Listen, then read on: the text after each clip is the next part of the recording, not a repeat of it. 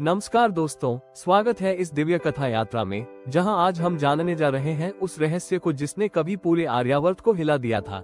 क्यों देवी गंगा ने अपने ही पुत्रों को एक एक कर जलधारा में प्रवाहित कर दिया। हिंदू पौराणिक कथा में गंगा केवल एक नदी नहीं, एक देवी, एक ऊर्जा और एक दिव्य अस्तित्व है। लेकिन उनकी सबसे रहस्यमयी कहानी जुड़ी हुई है उनके उन 7 पुत्रों से, जिन्हें उन्होंने जन्म लेते ही जल में बहा दिया। क्यों? क्या वे कठोर थीं, या इसके पीछे कोई गहरा श्राप छिपा था? आज हम आपको ले चलते हैं महाभारत के उस अध्याय में, जहां ये रहस्य खुलता है। बहुत समय पहले 8 शक्तिशाली देवता अष्टवसु स्वर्ग में आनंदित जीवन जी रहे थे। एक दिन उन्होंने महर्षि वशिष्ठ की एक दिव्य नंदिनी नाम की गाय देखी। उसकी शक्ति अद्वितीय थी। वसुओं में से एक प्रभास अपनी पत्नी के लिए वह गाय चाहता था।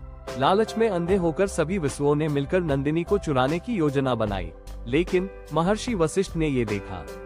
उनकी तपस्या भंग हुई और क्रोध भयानक था। उन्होंने 8 वसुओं को मनुष्य रूप में जन्म लेने का श्राप दे दिया।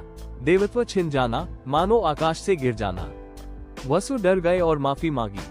वशिष्ठ ने कहा, तुम सब मनुष्य जन्म लेते ही मुक्त हो जाओगे, लेकिन जिसने चोरी की योजना बनाई प्रभास, उसे इस धरती पर लंबा और कष्टमय जीवन भोगना होगा।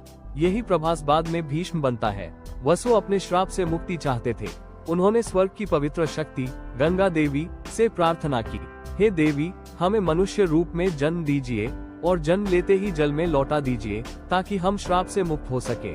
गंगा देवी ने उनकी प्रार्थना स्वीकार कर ली और तभी पृथ्वी पर राजा शांतनु और गंगा की कहानी की शुरुआत होती है। हस्तिनापुर के राजा शांतनु एक दिन नदी किनारे पहुँचे। उन्होंने गंगा का दिव्य रूप देखा और प्रेम में पड़ गए। शांतनु ने विवाह का प्रस्ताव रखा। गंगा ने कहा, मैं आपसे विवाह करूंगी, पर एक शर्त है, आप मुझे किसी भी कार्य से कभी नहीं रोकेंगे, चाहे वह कैसा भी हो। प्रेम में डूबे शांतनु ने शर्त स्वीकार कर ली। यहीं से शुरू होता है सबसे दर्दनाक अध्याय। गंगा ने पहला पुत्र जन्मा। जन्म होते ही उन्होंने शिशु को गोद में उठाया और शांत नदी की ओर चल दी। राजा शांतनु स्तब्ध थे। गंगा ने धीरे से बच्चे को जल में प्रवाहित कर दिया। शांतनु के हृदय में तूफान उठा, लेकिन उन्होंने शर्त याद कर स्वयं को रोक लिया। 1, फिर 2, फिर 3 और ऐसे 7 पुत्र जन्म लेते ही गंगा की लहरों में समा गए। राजा शांतनु भीतर ही भीतर टूटने लगे। वे कारण पूछना चाहते थे, पर वचन ने उन्हें बांध रखा था। जब 8वां पुत्र जन्मा और गंगा उसे लेकर नदी की ओर बढ़ी, तभी शांतनु का धैर्य टूट गया।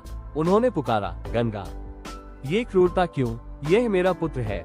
गंगा रुक गई और पहली बार उन्होंने सत्य बताया, राजन, ये आपके नहीं, देवताओं के पुत्र हैं।